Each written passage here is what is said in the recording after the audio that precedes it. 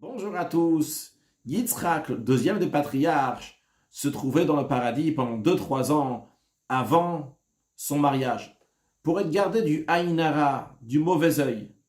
Et comme le sage disent, Vayetse Yitzhak, que Yitzhak est sorti la souar pour prier.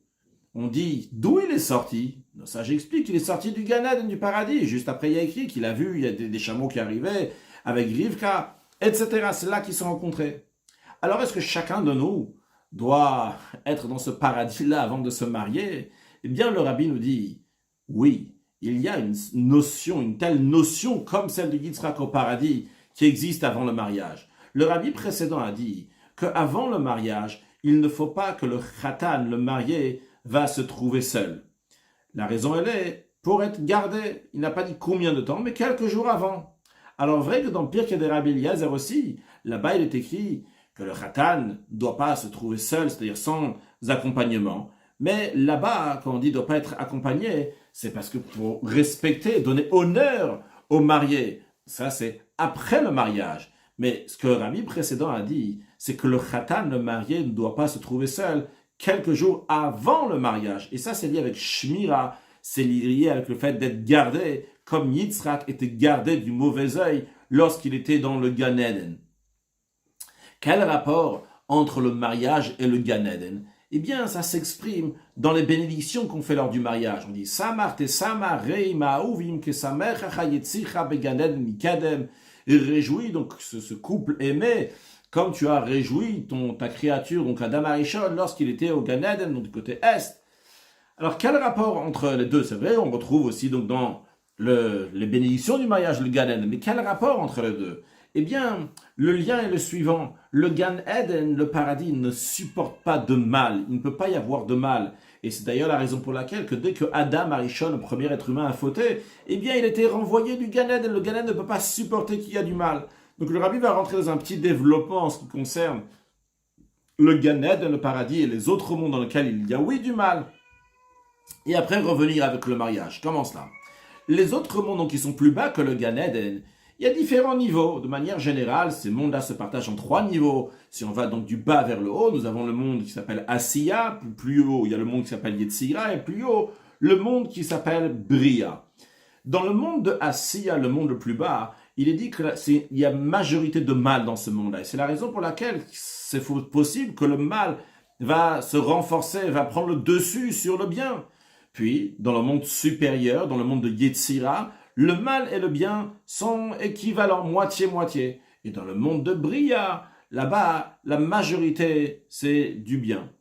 D'ailleurs, de là aussi vient la différence entre le Talmud de Babylone et le Talmud de Yerushalmi. Ces deux Talmuds qui ont été écrits, un à Babylone et un qui était en Eretz Israël. Alors, avant de voir la différence entre les deux, mais voir la différence entre en dehors d'Eretz Israël, en dehors de la Terre Sainte et la Terre Sainte. Tous, ils ont un flux divin, une lumière divine, un flux divin qui vient du haut vers le bas, en Chutz Laaretz, en dehors d'Eretz Israël. D'où le monde reçoit sa vitalité, son flux divin, c'est du monde de Asiya, le monde le plus inférieur. En conséquence de ça, le Talmud Bavli, qui est écrit donc en dehors d'Eretz Israël, il est sous forme de questions, de réponses, et que finalement, avec plein de questions et réponses, on arrive à la clarification de la situation. D'ailleurs, on raconte aussi à propos du Harizal, que le Harizal, il étudiait 6 manières l'halakha, donc 6 différentes facettes de halakha, il demandait beaucoup de questions qui étaient épuisées, et il transpirait, et par cela, il brisait donc les forces du mal. Que les forces du mal, c'est d'où viennent ces questions-là. Ces questions, donc, c'est lié avec le monde de Asiya, c'est lié avec le monde le plus bas, dans lequel il y a une majorité de mal. Donc ça, en tous les cas, c'est en dehors d'Eretz Israël. Mais, en Eretz Israël, le flux divin vient par le monde qui est supérieur, pas le dernier monde le plus bas, le monde de Asiya, le monde qui est au-dessus, le monde de Yetzira. Et c'est la raison pour laquelle que le Talmud, donc qui est écrit en Eretz Israël, qui s'appelle le Talmud Yerushalmi, lui, c'est de manière donc, qui est yachar, qui est droit. Vrai, dans le Talmud Yerushalmi aussi, il y a des questions. Mais dès qu'il y a une question, tout de suite, il y a une réponse. C'est-à-dire, la question, elle est là. Mais on ne laisse pas l'occasion à la question de s'étendre et encore, comme ça dans le Talmud Bavli, et que finalement, seulement, on arrive à une réponse. La réponse arrive beaucoup plus vite. C'est comme dans le monde de Yetzira, donc pas le dernier monde, le monde qui est au-dessus de Yetzira, dans lequel il y a du mal. le fait qu'il y a du mal, il y a la possibilité qu'il va y avoir des questions. Comme c'est expliqué dans Igeret HaKodesh Siman Chavav, donc du Admor Hazaken, il explique, basé sur le Zohar, que les questions donc, viennent des forces du mal. Mais bien qu'il y a du mal dans le monde de Yetzira, mais vu que c'est moitié-moitié, donc le mal là-bas ne peut pas se renforcer. Et vu qu'en Eretz Israël, la vitalité, le flux divin vient du monde de Yetzira, dans lequel c'est moitié bien et moitié mal, donc il peut y avoir des questions dans l'étude, comme c'est le cas dans le Talmud Yerushalmi, mais les réponses viennent assez vite.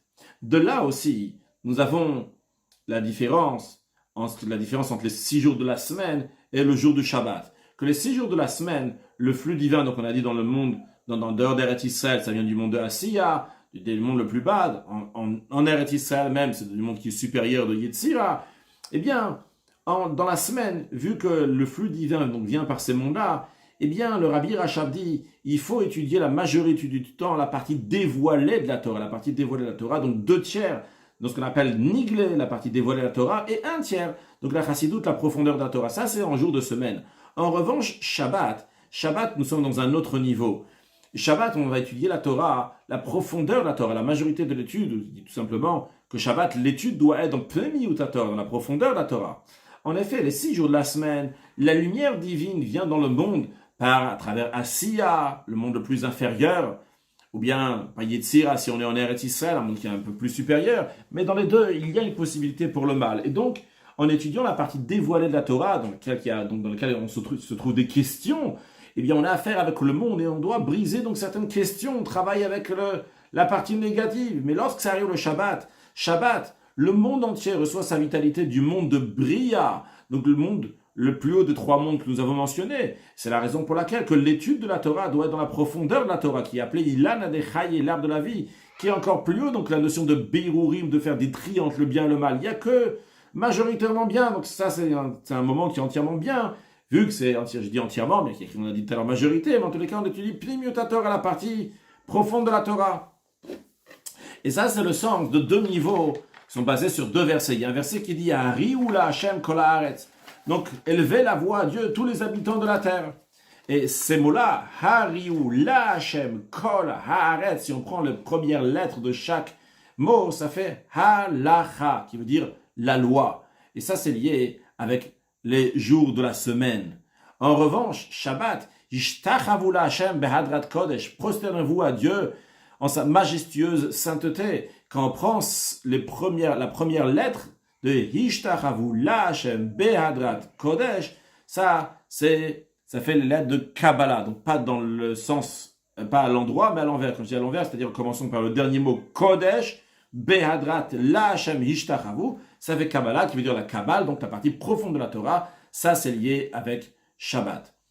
Mais le Rabbi veut nous dire, de tout ça, pour pas perdre le fil, parce qu'on est en train de parler donc du Gan Eden, du paradis, on est dans les mondes qui sont inférieurs que le paradis, dans les mondes de Asiya, Yitzira, Bria, il y a du mal. Ce que Rabbi nous conclut de toute la discussion que nous avons eue, quand même, dans le monde de Bria, dans le monde qui s'appelle Bria, il y a quand même du mal. Seulement quoi? Le bien prend le dessus. Mais quand on parle du Gan Eden, du paradis, il ne peut pas supporter, quel que soit le moindre mal qu'il y a, eh bien, il ne peut pas supporter, comme nous l'avons dit, dès que Adam il a fauté, tout de suite, Adam il a été renvoyé.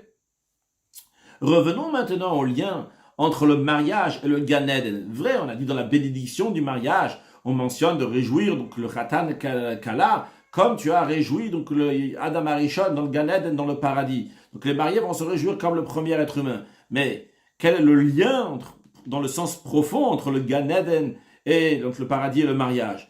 Eh bien, le Rabbi nous dit, le mariage, c'est un binyan adéad. Ici, on va fonder un foyer qui va être éternel. Quand on dit un foyer qui est éternel, c'est expliqué dans la Chassidoute, le Rabbi ne ramène pas ici dans cette sikha, mais c'est le fait d'avoir des enfants, que ces enfants vont avoir encore des enfants et encore des enfants, etc. C'est quelque chose qui est éternel.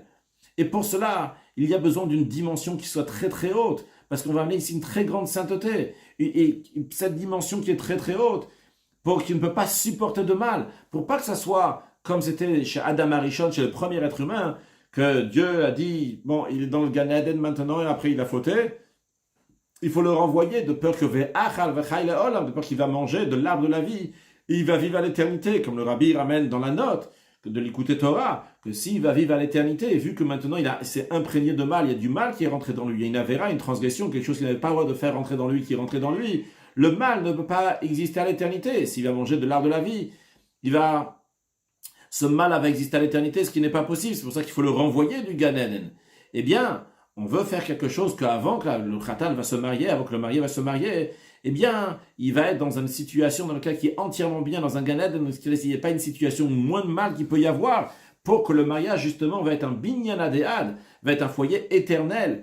Emet la mito, qui représente donc une vérité totale, comme on va expliquer dans la suite, c'est quoi le emet, la mito, pas juste le vrai, mais le vrai du vrai. Et donc, ça, c'est l'idée que Yitzhak se trouvait dans le Gan Eden. Le fait de se trouver dans le Gan Eden avant le mariage, c'est, tu vas fonder un foyer, on veut que ce foyer va être éternel. Pour cela, il y a besoin d'être dans une situation de Gan Eden, situation de paradis dans laquelle il n'y a pas de mal. Il n'y a que du bien, un bien qui est éternel, qui ne peut pas supporter quoi que ce soit d'autre. Amener une dimension divine qui est extrêmement forte pour le mariage, parce que pour le mariage, donc, il y a une grande force divine qui vient.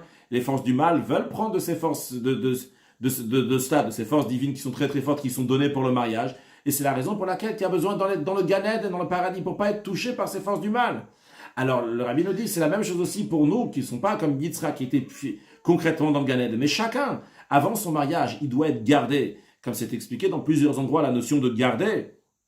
Dans la note, le Rabbi ramène de l'écouter Torah. Tout à l'heure, j'ai dit peut-être de l'écouter Torah, c'était Torah. Maintenant, donc c'est de l'écouter Torah que le Rabbi il ramène. Là-bas, c'est expliqué la notion de shmira, la notion de garder. Il y a plusieurs explications qui sont données là-bas, que les mitzvot, les commandements de Dieu, c'est eux qui gardent la Torah, ou bien à l'inverse, que la Torah, c'est elle qui garde les mitzvot, ou bien que la lumière divine qui vient dans le monde, elle va être gardée, que la lumière divine ne va pas repartir à sa source. C'est-à-dire que la notion de shmira, de garder, c'est quelque chose donc, qui est extrêmement important pour garder dans quelque chose qui est très très fort, c'est-à-dire qu'il y a une grande force divine qui est là. Cette force divine-là, elle doit être gardée pour pas que les forces du mal vont prendre quelque chose.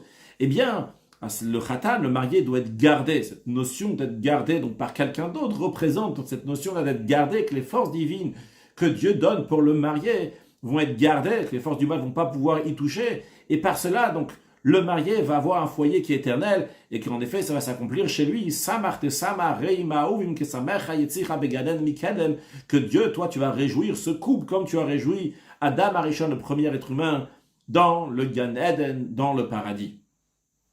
Donc ça, c'est la première partie de la Sikha, dans laquelle le Rabbi donc, nous fait un lien entre le Gan Eden avec le mariage, le paradis avec le mariage. Et de la même manière que c'était chez Yitzhak, de la même manière aussi, c'est chaque personne ordinaire qui se marie, donc qui est gardée avant le mariage. Le fait d'être gardé, c'est la même notion que le Gan Eden, le paradis. Comment cela? Le paradis, c'est un endroit dans lequel il ne peut pas y avoir de mal. De la même manière aussi, quand on parle donc de garder, c'est garder que les forces du mal ne vont pas pouvoir toucher le marié, les forces divines, ces grandes forces divines qui sont données au marié pour faire un binyan adéad, faire un foyer éternel. Il faut une force divine qui est très très grande. Cette force divine-là, donc les forces du mal veulent avoir quelque chose, eh bien il est gardé le khatan, le marié est gardé de manière que les forces du mal ne vont pas pouvoir prendre ces forces divines qui sont exceptionnelles. Puis le Rabbi passe à un deuxième point. Basé sur ce qu'on a dit, on va comprendre encore un point, encore une autre chose. Le Rabbi précédent a raconté qu'avant son mariage, son père, le Rabbi Rachab, Rabbi Shalom Dov, le 5e Rabbi de Chabad, lui a dit donc d'étudier et de recevoir la smicha lehora, smicha c'est-à-dire l'ordination rabbinique, lehora, hora c'est pour pouvoir trancher la loi, donc dans les lois de Isur ve'eter, dans les lois donc ce qui est permis, ce qui est interdit, le lait, la viande, etc. Donc cette notion-là donc de Isur ve'eter, donc de recevoir smicha l'ordination rabbinique, lehora, lehora, Rabbi va répéter plusieurs fois cette expression-là dans la suite. Hora c'est pas juste la halacha, mais c'est quand trancher la halacha. Et d'ailleurs, le Rabbi nous dit que la manière que l'histoire a été racontée, c'est sous-entendu que le Rabbi Rachab aussi, donc le père du Rabbi précédent, lui aussi a reçu l'ordre de son père, le Rabbi Maharash, 4e Rabbi de Chabad, Rabbi Shmuel, de recevoir l'ordination rabbinique, c'est-à-dire d'étudier ce qu'il faut pour recevoir l'ordination rabbinique avant le mariage. Car d'ailleurs, dans une de ses lettres, le Rabbi Maharash écrit à son fils, Rabbi Rachab, c'est-à-dire à cette période-là, donc avant son mariage, il lui dit « Béni Harav, mon fils, le Rav ». Donc c'est qu'il a sûrement reçu l'ordination rabbinique à cette époque-là. En tous les cas, qu'est-ce qu'on voit de ça? On voit qu'il y a un lien entre la hora, trancher la loi, avec le mariage. Et le fait de trancher la loi, donc d'avoir cette ordination rabbinique, ça c'est une préparation pour le mariage. Alors voyons le rapport entre le mariage et l'ordination rabbinique, entre le mariage et la halakha, la loi. C'est quoi aura, trancher la loi? C'est arriver à la halakha, arriver à la conclusion, de faire un jugement, émettre la mythe. Quand on dit un jugement, c'est d'arriver à une conclusion à l'arrêt qui est vrai comme ça. C'est-à-dire, il y a plein de raisonnements différents les uns des autres qui sont dans la Torah. Dans la Torah, on te dit tel raisonnement, un autre raisonnement. Et tous ces raisonnements sont justes. Comme le sage dit, Elou va Elou divrei Elokim chaim. Les uns et les autres sont des paroles de Dieu vivant. Mais dans la halakha, dans la loi qui est tranchée, c'est plus maintenant des raisonnements qui sont là. Dans la halakha qui est tranchée, ça, c'est Emet la mito. C'est le vrai du vrai. C'est pas seulement Emet, c'est Emet la mito. C'est le vrai du vrai. Leur qualité, c'est pas seulement du vrai Elokim Chaim, comme on dit donc à propos de tous les raisonnements qui sont dans la Torah. C'est les paroles de Elokim, de Dieu vivant. Dieu a plusieurs noms quand on emploie le nom de Elokim, c'est-à-dire un nom qui peut être conjugué, qui peut avoir plusieurs niveaux, plusieurs compréhensions, plusieurs manières d'être vu, etc. Donc dans la Torah, il y a toutes sortes de manières comment comprendre les choses. Mais et tous ils sont émettent, tous ils sont vrais. Mais le vrai du vrai, c'est qu'on arrive à la halakha, à la conclusion qui correspond à la halakha. Vahavaye imo, nos sages disent, c'est une phrase donc, qui a été dit, un verset, une phrase qui a été dit donc, devant le roi Shaoul à propos de David. Vahavaye imo, qu'avec David, Avaye était avec lui, Yud Kevavke, le tétragramme, Dieu était avec lui. Et nos sages expliquent, qu'est-ce qu'on a voulu dire à Shaoul en disant que David Vahavaye imo, que Dieu est avec lui, c'est chez halakha kemoto, que la loi est comme lui. C'est-à-dire que la source des halachot, la source des lois, vient du nom de Yud Kevarke. Donc il y a tout est émet, tout est vrai, mais finalement, quelque chose qui arrive dans le concret, jusqu'à ce monde matériel, et on tranche la loi comme ça c'est le émet, la mytho, le vrai du vrai, et ça c'est lié avec Yud Kevarke, avec le tétragramme, un nom de Dieu qui est plus haut que le nom de Elohim, qui représente l'Elohim, qui représente donc tous les raisonnements qu'il peut y avoir. Quelqu'un qui est très futé, quelqu'un qui s'est me full fall, il sait faire pile pouline de discuter, de ramener ses raisonnements, etc., il peut faire plein de raisonnements, des bons raisonnements. Ça sera divrei Elokim chaim, ça des paroles de Dieu vivant. Mais ils sont provisoires, c'est passagère. Parce qu'on peut ramener d'autres raisonnements qui vont remettre en question ce raisonnement-là. En revanche, lorsqu'il s'agit de psak halakha, de trancher la loi, ça c'est quelque chose qui est éternel, qui est établi à l'éternité. Alors, le juge, quand il va trancher la loi, il doit être prêt à avoir toutes sortes de raisonnements inverses qui vont lui venir à la tête, qu'il va apprendre, etc. Mais quand même, il ne va pas s'impressionner de tous les raisonnements qu'il peut y avoir, et il va arriver donc à une conclusion, la vraie conclusion halachique. Comme la halakha le veut, il va trancher comme la loi le veut. Ça, c'est la force de la halakha de la loi. La loi ne peut pas être remise en question, c'est quelque chose qui reste pour toujours. Quand c'est un raisonnement, le raisonnement, on a dit, peut être remis en question, mais la loi, ça y est, une fois que ça a été tranché comme ça c'est la loi. C'est aussi l'explication de la Mishnah qui dit Lama maskir d'ivri yachin. La Mishnah demande pourquoi on mentionne des paroles d'un particulier, c'est-à-dire lorsque la loi a été tranchée dans la Mishnah de telle manière, pourquoi on dit que telle et telle personne pense comme ça? De toute façon, la loi n'est pas comme lui, pourquoi on a besoin de le dire? Eh bien, la Mishnah répond d'après l'explication. La réponse, elle est que si on n'avait pas dit cette opinion-là, donc de ce particulier-là, quelqu'un pourrait venir plus tard, dire un autre raisonnement, et dire on va repousser la halakha, on va repousser la loi, on va dire quelque chose d'autre. Mais, justement, par le fait qu'on a déjà dit dans la Mishnah, on a dit ce que pense ce particulier-là. Et on dit que la loi, de toute façon, n'est pas comme lui. Alors, on vient te dire, le raisonnement a déjà été dit. Et la loi n'est pas comme lui. Donc, même si toi, tu viens avec ce raisonnement-là, on te dit, écoute, on savait déjà qu'il y avait un raisonnement comme ça, alors on l'a quand même pas pris dans la loi. Maintenant, pour revenir, quel rapport entre la loi et le mariage? Le rabbi nous dit, on va comprendre le lien. Le mariage, c'est comme la halakha, c'est comme la loi. Un mariage, c'est un binyan nitzri, c'est un foyer éternel, c'est un édifice éternel. Ce édifice éternel, c'est comme la halakha, comme la loi. Une fois que c'est tranché, c'est comme ça, c'est pas autrement. Il n'y a plus rien, il n'y a pas de changement. De la même manière aussi, le mariage, c'est un binyan adeat, c'est un édifice qui est éternel. Développons un peu plus, le rabbi le dit. Le besoin d'un être humain sont partagés de manière générale en trois choses. Il y a la nourriture, il y a le vêtement, et il y a une maison. C'est des choses essentielles qu'un être humain a besoin. La supériorité de la maison, c'est qu'une maison, c'est durable. C'est quelque chose qui reste. Dans plusieurs endroits, c'est expliqué la différence entre un vêtement et une maison. Le vêtement, c'est quelque chose qu'on utilise, mais c'est momentané. C'est pour un certain moment. C'est possible qu'il y ait même un très bon vêtement. Il va durer un peu plus, mais en tous les cas, c'est pour un certain moment. En revanche, une maison, ça c'est quelque chose donc, qui est durable. Et comme l'expression binyan adéa, d'un édifice qui est éternel.